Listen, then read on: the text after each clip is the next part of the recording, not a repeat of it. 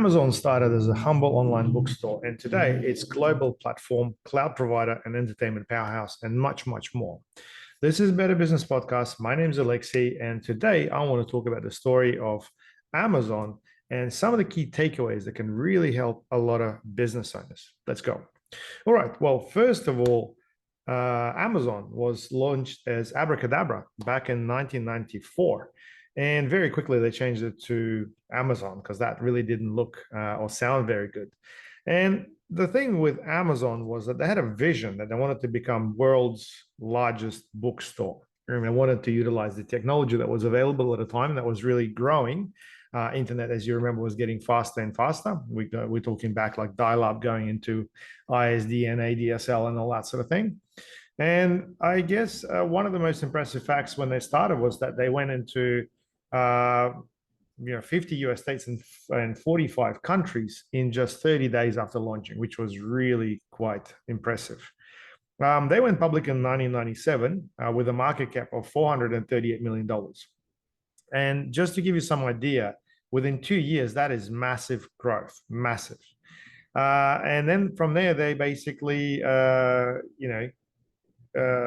in terms of their sales from $500,000 to about $148 million. So that's something in 2 years. And obviously going from a private company to public, that's not unheard of, but that at the time was really, really impressive. Now, the key takeaway here is that they really had a clear understanding of a niche where they wanted to be. And they had obsessed customers who basically wanted a product and they wanted some innovation around that particular industry. And that allowed them to scale really, really fast. The whole online sort of thing was really just starting, but the whole idea and the concept of scalability was there from day one. So niche is really the key here. I think a lot of businesses really start quite broad. And if you look at Amazon right now, it does look like a company that does a bit of everything. But really, when they started, they had that really clear niche focus. And then from there, they grew. And if you look at each one of their companies, or segments of the company, they are niched to a specific business model, if you like, and a specific type of customer that they work with. So moving forward in the year 2000, Amazon Marketplace has begun. Now, Marketplace is something that allows any person with a product to sell something on a marketplace. So essentially using their shelves to sell your products if you're looking at it from a bricks and mortar perspective. But overall, over 60% of all the products sold on Amazon are basically done using the marketplace. And this means the third-party sellers this is not their own product. Just think about that.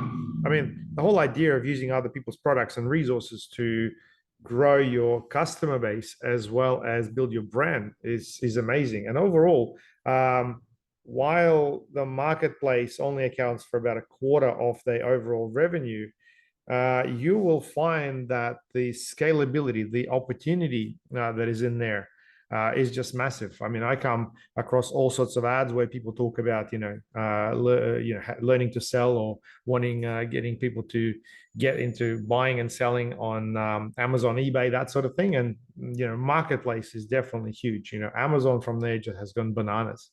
Now, I guess the takeaway here is that it's really about having a platform that is specific, that is defined, and that really serves a purpose.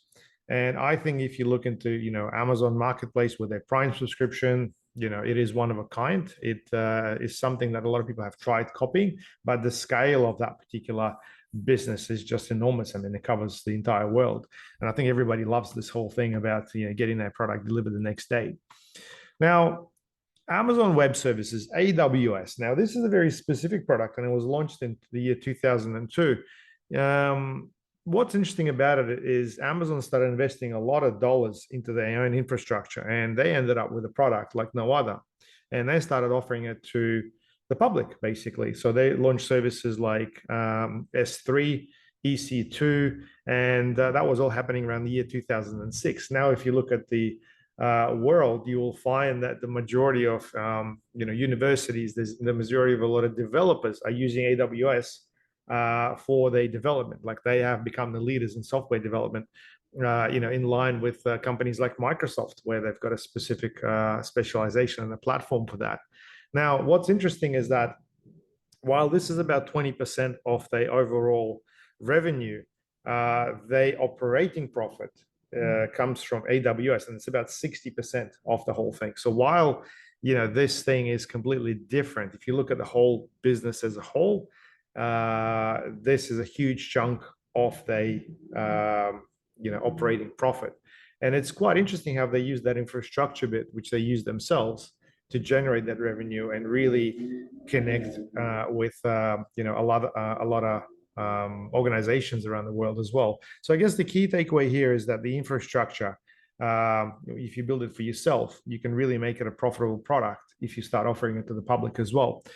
We certainly found that with our hosting, managed hosting, I should say, product, when we use it for ourselves, and we basically get to see exactly what is lacking, how we can improve it, and then offering it to customers that have similar needs certainly allows us to solve a much, much bigger problem.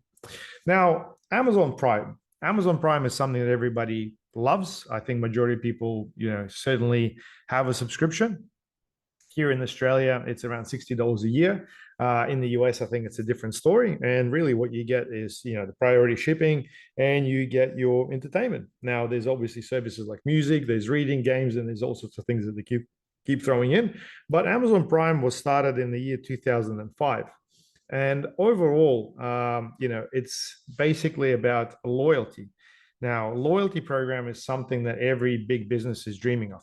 Qantas has got their frequent flyers. There's all sorts of, credit card point systems and whatnot as well. Amazon basically came up with Prime. And it's quite interesting how they wrapped it up, because that really allowed them not only to create customer loyalty and repetition of purchases, it also allowed them to raise funds specifically to start another venture within a business. And I'm talking about, Prime Video and Entertainment. Now, that started in the year 2011. And overall, I guess the strategy is, being able to do original content, which is what companies like Netflix or Stan, are doing. And they've got some pretty good, shows, I must say. The Boys, Lord of the Rings. It's something that really creates further brand loyalty. And if they are able to create excellent products, that really allows to reinforce their brand and overall customer experience.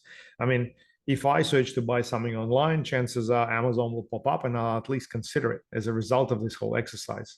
So I guess moral of the story here is that the entertainment component really deepens the engagement and turns subscribers into loyal fans. So you got Prime, then you've got the entertainment part. So really, they have got it covered from all the fronts. I mean, as a small business owner, what can you do? I think loyalty programs, there's many different variations of it, but overall, you want to make sure that you reward your customers for continuously engaging with your business. You want to make sure that the experience is pleasant. And it's not necessarily about creating your own program, especially if you're a small business. I mean, you can partner with other businesses. You can offer added value. You can partner up with your other trusted businesses within your network and do cross promotions. This way, at least people are getting the best out of your network. And to a lot of people, that would really mean a lot. So let's go back to Amazon. I guess other expansions that are worth mentioning are things like Kindle. They launched Kindle in 2007.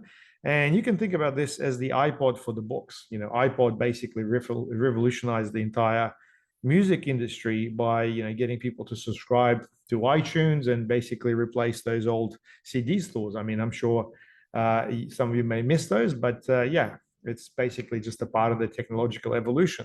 So Kindle has done exactly the same thing with the books, and then they've expanded into things like Audible for audiobooks, and they've got a whole bunch of other programs as well. I think one other thing that's worth mentioning is their logistical centers. Amazon has built amazing fulfillment houses where they basically are customizing their packaging, they're optimizing their delivery. And I think the whole idea of 3PL has really come from Amazon and they logistical houses. And, in some countries, they even use things like, drone delivery. And I think it's just going to keep going, from there into other new streams that are developing as well. I guess the lesson here is they're really looking to experiment with a whole bunch of different things. And look, there's a lot of flops in any business. I'm sure Amazon has got quite a few projects that didn't go. So does Google, so does Apple. I mean, there's a lot of things behind the scenes. And if you do your research, you'll find out that not every single project goes live. I mean, these are all the success stories that we can relate to. Now, bear in mind, they're not all super profitable, but some of these avenues, they are complementing other areas of the business. And as a whole, that really builds, Jeff Bezos' empire, which is called Amazon. So there you go. I mean, that's really quite a recap for you, I think. I mean, Cadabra is where it all started, and now that became Amazon. I'm not sure if the name Cadabra would have been as successful, but you'd be the judge of that as well. Anyway, well, hopefully now you can see how a business can go from a bookstore into a marketplace, and then, innovation, entertainment, all sorts of things as well. I mean, what's the story behind your business? What is it that you want to do? Where are the opportunities? And most importantly, where is the market? I think these are the questions you got to really ask yourself. Anyway, if you're keen to discuss that, hit me up. My name is Alexei. This is Better Business Podcast. I will chat to you soon.